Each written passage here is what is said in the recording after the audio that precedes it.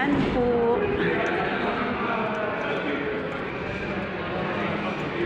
Kikiraan sa building ng iba.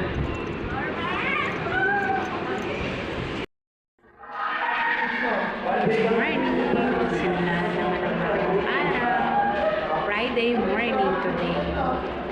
Good morning everyone.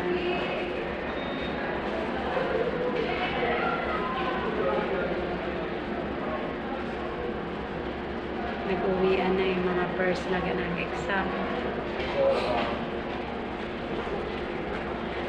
Pailan-ilan na lang yung bababa. Pailan-ilan na lang din yung